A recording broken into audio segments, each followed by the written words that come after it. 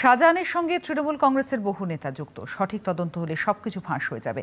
সেজন্যই রাজ্য সরকার তদন্ত আটকাতে এতটা মরিয়া, বললেন শ্রমিক ভট্টাচার্য। যারা মহামান্য আদালতের দ্বারস্থ হয়েছিলেন, সুপ্রিম কোর্টের বিচারপতিদের অবজারভেশন প্রমাণ করে দিল বা চোখে আঙুল দিয়ে রাজ্যবাসী সাথে রাজ্য সরকারকে দেখিয়ে দিল যে এই যে সরকারটা আছে তৃণমূল সরকার, এরা কার্যত কোনো ব্যক্তি বিশেষকে বাঁচাতে চাইছে।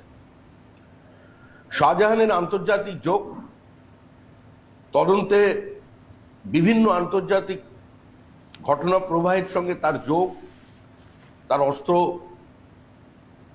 সরবরাহ বা সংগ্রহ বা অস্ত্র মজুত রাখা, এবং সর্বোপরি